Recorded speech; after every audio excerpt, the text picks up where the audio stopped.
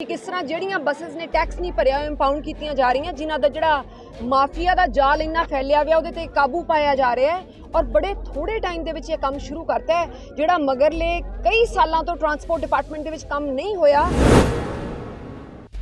ਕੋਈ ਵੀ ਹੈ ਭਾਵੇਂ ਕੋਈ ਵੀ ਹੈ ਭਾਵੇਂ ਮੈਨੂੰ ਨਹੀਂ ਪਤਾ XYZ ਜਿੰਨੀਆਂ ਟਰਾਂਸਪੋਰਟਸ ਹੈ ਜੇ ਉਹ ਟੈਕਸ ਨਹੀਂ ਭਰਨਗੇ ਜੇ ਉਹ ਧੱਕਾਸ਼ਾਹੀ ਕਰਨਗੇ ਜੇ ਆਮ ਲੋਕਾਂ ਨੂੰ ਉਹਨਾਂ ਕਰਕੇ ਉਹਨਾਂ ਦੇ ਧੱਕੇ ਨੂੰ ਸਹਿਣਾ ਪਊਗਾ ਜੇ ਟਰਾਂਸਪੋਰਟ ਡਿਪਾਰਟਮੈਂਟ ਨੂੰ ਉਹਨਾਂ ਕਰਕੇ ਘਾਟਾ ਪੈ ਰਿਹਾ ਹੋਊਗਾ ਤਾਂ ਉਹਨਾਂ ਨੂੰ ਉਹਦੀ ਸੇਕ ਲੱਗਣਾ ਹੀ ਪਊਗਾ ਵੀਰੇ।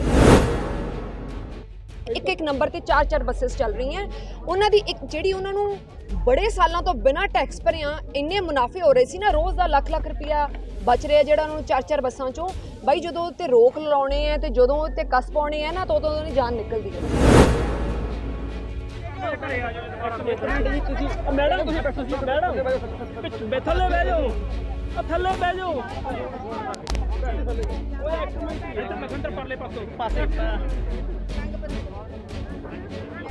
ਇੱਕ ਮਿੰਟ ਰੁਕੋ ਇੱਕ ਮਿੰਟ ਪ੍ਰੈਸ ਵਾਲੇ ਵੀਰਾਂ ਨੂੰ ਬੇਨਤੀ ਹੈ ਵੀ ਪਿੱਛੇ ਥੋੜਾ ਜਿਹਾ ਕਰਨ ਭੈਣ ਜੀ ਇੱਧਰ ਨੂੰ ਮੈਂ ਇਕੱਲਾ ਇੱਕ ਮਿੰਟ ਥੋੜਾ ਪਿੱਛੇ ਮੈਮੋਰੰਡਮ ਤੋਂ ਬਾਅਦ ਜਾਣਾ ਵੀ ਹੈ ਆਪਾਂ 5-4 ਮਿੰਟ ਬੈਠ ਕੇ ਫੇਰ ਜਾਵਾਂਗੇ ਪ੍ਰੋਗਰਾਮ ਦੀ ਗੱਲ ਕਰਨੀ ਹੈ। ਹੁਣ ਸਾਰੇ ਆਗੂ ਸਾਹਿਬਾਨ ਅੱਡ ਜਥੇਬੰਦੀਆਂ ਦੇ ਆਗੂ ਸਾਹਿਬਾਨ ਮੈਮੋਰੰਡਮ ਦੇਣ ਤੁਸੀਂ ਥੋੜਾ ਇੱਧਰ ਢੰਗ ਨਾਲ ਮੈਮੋਰੰਡਮ ਦਿੱਤਾ ਜਾਵੇ ਕਿਉਂਕਿ ਵੀ ਕਵਰੇਜ ਵੀ ਹੋਣੀ ਹੈ। ਸਾਰੇ ਆਗੂ ਜਥੇਬੰਦੀਆਂ ਦੇ ਆਗੂ ਸਾਰੇ ਇੱਕ ਆਗੂ ਸ਼ਾਮਲ ਹੋਣ। ਸਾਰੀ ਆਪਾਂ ਗੱਲ ਡਿਟੇਲ ਦੇ ਵਿੱਚ ਮੈਡਮ ਨੂੰ ਸੁਝਾਅ ਦਿੱਤੀ ਹੈ। ਅਸੀਂ ਉਮੀਦ ਕਰਦੇ ਹਾਂ ਰਾਜਾ ਜੀ ਤੋਂ ਕਿਉਂਕਿ ਸਾਡੇ ਬੋਲਦੇ ਪੁਰਖਣਗੇ ਸਾਡੇ ਮੰਤਰੀ ਸਾਹਿਬ ਜੋ ਤੁਹਾਡੀਆਂ ਮੰਗਾਂ ਹੈ ਜੋ ਬਾਈ ਜੀ ਨੇ ਦੱਸਿਆ ਇੱਥੇ ਜੋ ਦੱਸ ਰਹੇ ਸੀ ਇਹ ਆਲਰੇਡੀ ਏਜੰਡਾ ਦੇ ਵਿੱਚ ਪਾਈਆਂ ਹੋਈਆਂ।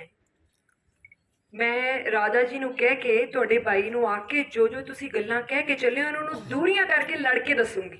ਇਹ ਲੜ ਕੇ ਦੱਸੂਗੀ ਭਾਈ ਜੇ ਲੇਡੀਜ਼ ਆਪਣੇ ਘਰੇ ਚੱਲ ਕੇ ਆਈਆਂ ਭਾਵੇਂ ਤੁਹਾਡੇ ਕੋਲ ਹੈਲਥ ਡਿਪਾਰਟਮੈਂਟ ਹੈ ਨਹੀਂਗਾ ਰਾਜਾ ਜੀ ਕੋਲ ਹੈਲਥ ਡਿਪਾਰਟਮੈਂਟ ਨਹੀਂਗਾ ਰਾਜਾ ਜੀ ਕੋਲ ਟਰਾਂਸਪੋਰਟ ਹੈ।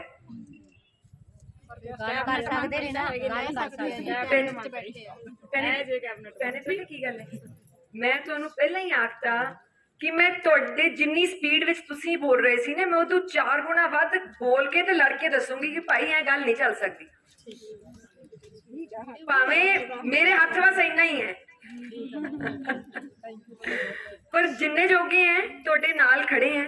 ਪਰ ਟਰਾਂਸਪੋਰਟ ਡਿਪਾਰਟਮੈਂਟ ਦੇ ਵਿੱਚ ਜਿੰਨੇ ਤੁਸੀਂ ਆਏ ਹੋ ਮੇਰੇ ਸਿਰ ਮੱਥੇ ਹੋ ਜਿੰਨੇ ਕਦਮ ਚੱਲ ਕੇ ਆਏ ਹੋ ਪਰ ਜੇ ਟਰਾਂਸਪੋਰਟ ਡਿਪਾਰਟਮੈਂਟ ਦੇ ਵਿੱਚ ਮੇਰੀਆਂ ਜਿੰਨੀਆਂ ਭਾਵਾਂ ਭੈਣਾਂ ਤੇ ਮਾਵਾਂ ਖੜੇ ਬੈਠੀਆਂ ਇੱਥੇ ਜਿੰਨੇ ਮੇਰੇ ਵੀਰ ਖੜੇ ਹੈ ਜੇ ਕੁਝ ਵੀ ਬਦਲਾਵ ਚਾਹੁੰਦੇ ਹੋ ਜਿਹੜਾ ਤੁਹਾਡੇ ਹੱਕ ਦੇ ਵਿੱਚ ਹੈ ਜਾਂ ਤੁਸੀਂ ਰੋਜ਼ ਬੱਸਾਂ ਤੇ ਸਫ਼ਰ ਕਰਦੇ ਹੋ ਜੇ ਤੁਹਾਨੂੰ ਕਿਸੇ ਪ੍ਰਕਾਰ ਦੀ ਕੋਈ ਵੀ ਦਿੱਕਤ ਹੈ ਤੇ ਤੁਹਾਨੂੰ ਇਹ ਲੱਗਦਾ ਹੈ ਸਰਕਾਰ ਇਹਦੇ ਵਿੱਚ ਬਦਲਾਵ ਲਿਆ ਸਕਦੀ ਹੈ ਪਲੀਜ਼ ਮੈਨੂੰ ਉਹ ਇੱਥੇ ਖੜ ਕੇ ਜ਼ਰੂਰ ਦੱਸਿਆ ਜੇ ਮੈਂ 5 ਮਿੰਟ ਖੜ ਕੇ ਸੁਣ ਕੇ ਜਾਊਂਗੀ। ਇਹ ਤੁਸੀਂ ਆਪਦੀਆਂ ਪ੍ਰੋਬਲਮਸ ਮੈਨੂੰ ਦੱਸੀਆਂ ਪਰ ਟਰਾਂਸਪੋਰਟ ਡਿਪਾਰਟਮੈਂਟ ਦੇ ਵਿੱਚ ਜਿੰਨਾ ਸਾਡੇ ਕੋਲ ਸਮਾਂ ਹੈ ਉਹਦੇ ਵਿੱਚ ਇੰਨੇ ਸਮੇਂ ਦੇ ਵਿੱਚ ਤੁਹਾਡੀ ਸੁਵਿਧਾ ਨੂੰ ਮੱਦੇਨਜ਼ਰ ਰੱਖਦੇ ਜੋ ਕਾਨੂੰਨ ਦੇ ਵਿੱਚ ਚੇਂਜ ਲਿਆਂਦੀ ਜਾ ਸਕਦੀ ਹੈ ਸਾਰੀ ਲਿਆਵਾਂਗੇ। ਇਹ ਮੇਰਾ ਤੁਹਾਡੇ ਨਾਲ ਤਹਿ ਦਿਲੋਂ ਵਾਅਦਾ ਹੈ। ਉਹ ਚ ਵੀ ਕੰਟਰੈਕਟ ਇੰਪਲਾਈ ਵਿਚਾਰੇ ਤੁਸੀਂ ਨੂੰ ਰੈਗੂਲਰ ਕਰਦੇ ਬਹੁਤ ਚਿਰ ਹਾਂਜੀ ਉਹਦੇ ਚ ਵੀ ਕੱਚੇ ਮੁਲਾਜ਼ਮ ਬਹੁਤ ਹੈ ਪੰਜਾਬ ਦੇ ਕੱਚੇ ਕਰੋ ਜੀ ਪੱਕੇ ਜੀ ਡਰਾਈਵਰ ਹੈ ਜੀ 10,000 ਦੀ ਤਨਖਾਹ ਤੇ ਵਿਚਾਰੇ ਸੁਬਾਹ 4 ਵਜੇ ਘਰੋਂ ਮੋਟਰਸਾਈਕਲ ਤੇ ਨਿਕਲਦੇ 20 ਕਿਲੋਮੀਟਰ ਉਹ ਸਫ਼ਰ ਤੈਅ ਕਰਦੇ ਨੇ। ਜਿਵੇਂ ਮੇਰਾ ਪਿੰਡ ਜੀ ਬੋਦੀ ਵਾਲਾ ਮੇਰੇ ਪਿੰਡ ਦੇ 5-4 ਕੰਡਕਟਰ ਡਰਾਈਵਰ ਨੇ ਜੀ 4 ਵਜੇ ਕੋਈ ਬੱਸ ਉਹਨਾਂ ਨੇ ਮਲੋੜ ਤੋਂ ਚਲਾਉਣੀ ਹੈ ਤਾਂ ਅੱਗੇ ਧੁੰਦ ਆਏਗੀ ਉਹ ਆਪਦੇ ਬਾਈਕ ਦੀ ਸਵਾਰੀ ਦੇਖੋ ਕਿੰਨੀ ਕੁ ਸੇਫ ਹੈ। ਮੈਂ ਤੁਹਾਡੀ ਜਿੰਨੀਆਂ ਤੁਸੀਂ ਮੰਗਾਂ ਰੱਖੀਆਂ ਮੇਰੀਆਂ ਭੈਣਾਂ ਨੇ ਮੇਰੇ ਭਰਾਵਾਂ ਨੇ ਇਹ ਤੁਹਾਡੀਆਂ ਮੰਗਾਂ ਭਾਈ ਤਾਂ ਤੱਕ ਪਹੁੰਚਾਉਂਗੀ ਤੇ ਆਪਦੀ ਪੂਰੀ ਕੋਸ਼ਿਸ਼ ਹੋਊਗੀ ਕਿ ਸਮਾਂ ਭਾਵੇਂ ਸਾਡੇ ਕੋਲ ਥੋੜਾ ਹੈ ਮੈਡਮ ਅਸੀਂ ਤਾਂ ਟੈਂਟ ਲਾ ਲਾਂਗੇ ਜੀ ਹੁਣ ਨਾ ਕੁਝ ਮੇਰੀ ਗੱਲ ਸੁਣੋ ਤੁਸੀਂ ਟੈਂਟ ਲਾ ਲਿਆ ਜੇ ਤੇ ਮੈਂ ਤੁਹਾਡੇ ਲਈ ਇੱਥੇ ਬਹਿ ਕੇ ਰੋਟੀ ਖਾਇਆ ਕਰੂੰਗੀ। ਜੀ ਸਾਡੀ ਪੱਕੀ ਰੋਟੀ ਦਾ ਪ੍ਰਬੰਧ ਕਰੋ ਮੈਂ ਤੁਹਾਡੇ ਲਈ ਸਾਡੀ ਪੱਕੀ ਰੋਟੀ ਦਾ ਪ੍ਰਬੰਧ ਕਰੋ ਸਾਡੇ ਬੱਚੇ ਵੀ ਨਾਲ ਮੇਰੇ ਵੀਰ ਮੈਂ ਚਾਹੁੰਦੀ ਹਾਂ ਤੁਹਾਡੇ ਪਰਿਵਾਰ ਸਦਾ ਵਸਦੇ ਰਹਿਣ ਤੁਹਾਨੂੰ ਇਹ ਜੀ ਦਿੱਕਤ ਕਦੀ ਨਾ ਆਵੇ। ਸੱਚੇ ਪਾਤਸ਼ਾਹ ਕਰੇ ਕਿ ਤੁਸੀਂ ਸਦਾ ਵਸਦੇ ਰਹੋ जिन्ने जोगे है तुहाडे नाल खड़े है, तुहाडी ये मंग राजा जी तक 100% पहुंचाऊंगी ते इहदा कोई ना कोई फीडबैक ਜ਼ਰੂਰ ਆਊਗਾ। Thank you very much. ਇਹ ਕੰਮ ਹੈ ਮਤਲਬ ਜਿਹੜਾ ਹੈਗਾ ਅੱਜ ਮੰਗਾ ਲੈ ਕੇ ਪਹੁੰਚੇ ਨੇ, ਕੀ ਕਹਿਣਾ ਚਾਹੋਗੇ? ਦੇਖੋ ਵੀਰੇ, ਮੈਂ ਤੇ ਦਿਲੋਂ ਮੈਨੂੰ ਇਹਨਾਂ ਨਾਲ ਹਮਦਰਦੀ ਹੈ ਤੇ ਇਹਨਾਂ ਦੀਆਂ ਜੋ ਵੀ ਮੰਗਾਂ ਨੇ ਇਹ ਰਾਜਾ ਜੀ ਤੱਕ ਪਹੁੰਚਾਊਂਗੀ। ਆਈ ਵਿਸ਼ ਰਾਜਾ ਜੀ ਇੱਥੇ ਹੁੰਦੇ ਤੇ ਆਪ ਮਿਲਦੀ ਇਹਨਾਂ ਨੂੰ, ਪਰ ਅੱਜ ਚੰਡੀਗੜ੍ਹ ਗਏ ਵੇ ਹੈ। ਇਹਨਾਂ ਦੀ ਇੱਕ ਇੱਕ ਗੱਲ ਰਾਜਾ ਜੀ ਤੱਕ ਪਹੁੰਚਾਈ ਜਾਊਗੀ ਐਂਡ ਮੈਂ ਕੋਸ਼ਿਸ਼ ਕਰੂੰਗੀ ਕਿ ਜੋ ਇਹਨਾਂ ਦੀ ਮੰਗ ਹੈ ਜਿੰਨੀ ਪੂਰੀ ਕਰ ਸਕਦੀ ਹੋਏ ਜ਼ਰੂਰ ਕਰਾਂਗੇ। ਟਰਾਂਸਪੋਰਟ ਮਹਿਕਮੇ ਦੇ ਵਿੱਚ ਵੀ ਜਿਹੜੇ ਕੰਡਕਟਰ ਨੇ, ਡਰਾਈਵਰ ਨੇ, ਕੱਚੇ ਕੰਮ ਲਗਾਤਾਰ 10-15 ਸਾਲ ਤੋਂ ਕੰਮ ਕਰ ਰਹੇ ਨੇ, ਉਹਨਾਂ ਵਾਸਤੇ ਮੈਨੂੰ ਹਜੇ ਪਤਾ ਨਹੀਂ ਕੀ ਪਾਲਿਸੀ ਬਣੀ ਹੈ, ਬਿਕੋਜ਼ ਡਿਪਾਰਟਮੈਂਟ ਸਾਂਭੇ ਨੂੰ ਹਜੇ 10 ਦਿਨ ਵੀ ਨਹੀਂ ਹੋਏ, ਪਰ ਬੜਾ ਬਦਲਾਅ ਆ ਰਿਹਾ ਔਰ ਉਹਦੇ ਵਿੱਚ ਬੜੀਆਂ ਚੇਂਜਸ ਲਿਆਂਦੀਆਂ ਜਾ ਰਹੀਆਂ। ਰੋਜ਼ ਤੁਸੀਂ ਖਬਰਾਂ ਵਿੱਚ ਵੇਖ ਰਹੇ ਹੋ ਕਿ ਕਿਸ ਤਰ੍ਹਾਂ ਜਿਹੜੀਆਂ ਬੱਸਸ ਨੇ ਟੈਕਸ ਨਹੀਂ ਭਰਿਆ, ਇੰਪਾਊਂਡ ਕੀਤੀਆਂ ਜਾ ਰਹੀਆਂ, ਜਿਨ੍ਹਾਂ ਦਾ ਜਿਹੜਾ ਮਾਫੀਆ ਦਾ ਜਾਲ ਇੰਨਾ ਫੈਲਿਆ ਹੋਇਆ ਉਹਦੇ ਤੇ ਕਾਬੂ ਪਾਇਆ ਜਾ ਰਿਹਾ ਹੈ ਔਰ ਬੜੇ ਥੋੜੇ ਟਾਈਮ ਦੇ ਵਿੱਚ ਇਹ ਕੰਮ ਸ਼ੁਰੂ ਕਰਤਾ ਹੈ। ਜਿਹੜਾ ਮਗਰਲੇ ਕਈ ਸਾਲਾਂ ਤੋਂ ਟਰਾਂਸਪੋਰਟ ਡਿਪਾਰਟਮੈਂਟ ਦੇ ਵਿੱਚ ਕੰਮ ਨਹੀਂ ਹੋਇਆ, ਉਹ ਤੁਸੀਂ ਮਗਰਲੇ 10 ਦਿਨਾਂ ਵਿੱਚ ਹੁੰਦਾ ਵੇਖ ਰਹੇ ਹੋਵੋਗੇ। ਇਸੇ ਤਰ੍ਹਾਂ ਜਿਵੇਂ ਪਹਿਲਾਂ ਕੰਮ ਕਰ ਰਹੇ ਹਾਂ, ਇਹਨਾਂ ਮੁਲਾਜ਼ਮਾਂ ਲਈ ਵੀ ਕੁਛ ਨਾ ਕੁਛ ਜ਼ਰੂਰ ਕਰਾਂਗੇ। ਅਕਾਲੀ ਦਲ ਵੱਲੋਂ ਤਾਂ ਦੀਪ ਟਰਾਂਸਪੋਰਟ ਨੂੰ ਦੋਸ਼ ਲਾਇਆ ਵੀ ਸਾਡੀਆਂ ਬੱਸਾਂ ਨੂੰ ਕਿਉਂ ਫੜਿਆ ਜਾ ਰਿਹਾ?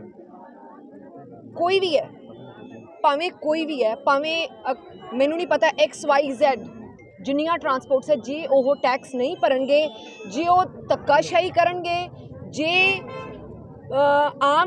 ਆਮ ਲੋਕਾਂ ਨੂੰ ਉਹਨਾਂ ਕਰਕੇ ਉਹਨਾਂ ਦੇ ਧੱਕੇ ਨੂੰ ਸਹਿਣਾ ਪਊਗਾ, ਜੇ ਟਰਾਂਸਪੋਰਟ ਡਿਪਾਰਟਮੈਂਟ ਨੂੰ ਉਹਨਾਂ ਕਰਕੇ ਘਾਟਾ ਪੈ ਰਿਹਾ ਹੋਊਗਾ ਤਾਂ ਉਹਨਾਂ ਨੂੰ ਉਹਦੀ ਸੇਕ ਲੱਗਣਾ ਹੀ ਪਊਗਾ ਵੀਰੇ। ਮੈਡਮ ਇੱਕ ਗੱਲ ਹੈ ਵੀ ਜਿਹੜੀ ਇਹ ਇਹਨਾਂ ਦਾ ਜਵਾਬ ਦੇ ਦਾਂ?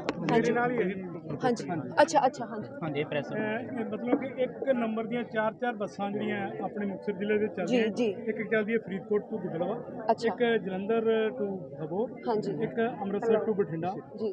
ਇੱਕੋ ਨੰਬਰ ਦੀਆਂ ਮਤਲਬ ਕਿ ਜਿਹੜੀਆਂ ਗੱਡੀਆਂ ਚੱਲਦੀਆਂ, ਉਹਨਾਂ ਬਾਰੇ ਤੁਸੀਂ ਕੀ ਕਰ ਰਹੇ ਹੋ? ਇਹ ਜਿਨ੍ਹਾਂ ਬਾਰੇ ਇਹ ਗੱਲ ਕਰ ਰਹੇ ਆ ਨਾ ਕਿ ਸਾਡੇ ਤੇ ਦੋਸ਼ ਲਾਇਆ ਜਾ ਰਿਹਾ, ਜਿਹੜੇ ਟਰਾਂਸਪੋਰਟਰਸ ਦੀ ਬਾਈ ਜੀ ਗੱਲ ਕਰ ਰਹੇ ਸੀ, ਇਹ ਉਹਨਾਂ ਦੀਆਂ ਹੀ ਬੱਸਸ ਹੈ ਜਿਹੜੀਆਂ ਇੱਕ ਨੰਬਰ ਤੇ 4-4 ਬੱਸਸ ਚੱਲ ਰਹੀਆਂ। ਉਹਨਾਂ ਦੀ ਜਿਹੜੀ ਉਹਨਾਂ ਨੂੰ ਬੜੇ ਸਾਲਾਂ ਤੋਂ ਬਿਨਾਂ ਟੈਕਸ ਭਰਿਆ ਇੰਨੇ ਮੁਨਾਫੇ ਹੋ ਰਹੇ ਸੀ ਨਾ, ਰੋਜ਼ ਦਾ ਲੱਖ ਰੁਪਇਆ ਬਚ ਰਿਹਾ, ਜਿਹੜਾ ਉਹਨਾਂ ਨੂੰ 4-4 ਬੱਸਾਂ ਚੋਂ ਬਾਈ ਜਦੋਂ ਉੱਤੇ ਰੋਕ ਲਾਉਣੇ ਆ ਤੇ ਜਦੋਂ ਉੱਤੇ ਕਸ ਪਾਉਣੇ ਆ ਨਾ, ਤਾਂ ਉਦੋਂ ਦੀ ਜਾਨ ਨਿਕਲਦੀ ਹੈ। ਉਹਨਾਂ ਦਾ ਬ੍ਰਦਰ ਤਾਂ ਤੁਹਾਡੇ ਪੈਸੇ ਦੇਣ ਲਈ ਨੋਟ ਭਰ ਕੇ ਝੋਲਾ, ਮਤਲਬ ਕਿ ਲੋਕਾਂ ਜਿਵੇਂ ਦਰਜੀ ਦੇ ਪੈਸੇ ਦੇਣੇ ਸੀ ਜਾਂ ਹੋਰ ਕੋਈ ਇੱਕ ਨਰਸਰੀ ਦੇ ਪੈਸੇ ਕਹਿੰਦੇ 1200 ਰੁਪਇਆ ਦੇਣੇ, ਉਹਦਾ ਲੈ ਕੇ ਫਿਰਦਾ ਸੀ। ਉਹ ਟੈਕਸ ਕਿਉਂ ਨਹੀਂ ਉਹਨਾਂ ਤੋਂ ਭਰਿਆ ਜਾਂਦਾ? ਫਿਰ ਮੇਰੇ ਵੀਰ, ਜੇ ਤਾਂ ਕੋਈ MLA ਹੈ ਜਾਂ ਰਾਜਾ ਜੀ ਦੇ ਲੈਵਲ ਦਾ ਬੰਦਾ ਤਾਂ ਮੈਂ ਗੱਲ ਕਰ ਸਕਦੀ ਹਾਂ। ਮੈਨੂੰ ਨਹੀਂ ਪਤਾ, ਹੁਣ ਰਿਸ਼ਤੇਦਾਰ ਤਾਂ ਬੜੇ ਹੁੰਦੇ ਆ, ਮੈਨੂੰ ਨਹੀਂ ਪਤਾ ਕੌਣ ਝੋਲੇ ਲੈ ਕੇ ਤੁਰਿਆ ਫਿਰਦਾ। ਮੈਂ ਕਦੀ ਧਿਆਨ ਨਹੀਂ ਦਿੱਤਾ ਇਹਨਾਂ ਗੱਲਾਂ ਵੱਲ। ਸ਼੍ਰੀ ਮੁਕਤਸਰ ਸਾਹਿਬ ਦੇ ਬੱਸ ਅੱਡੇ ਦੇ ਹਾਲਾਤ ਬਹੁਤ ਮਾੜੇ ਨੇ। ਸ਼ਹਿਰ ਵਾਸੀਆਂ ਦੀ ਮੰਗ ਹੈ ਵੀ ਹੁਣ ਨਾਜ਼ਲ ਟਰਾਂਸਪੋਰਟ ਮੰਤਰੀ ਬਣੇ ਨੇ ਵੀ ਸੁਧਾਰ ਕੀਤਾ ਜਾਵੇ। ਤੁਹਾਨੂੰ ਅਗਲੀ ਵਾਰੀ ਇਹ ਕੰਪਲੇਂਟ ਨਹੀਂ ਹੋਊਗੀ, ਜਦੋਂ ਨੂੰ ਅਗਲੀ ਵਾਰੀ ਤੁਸੀਂ ਆਓਗੇ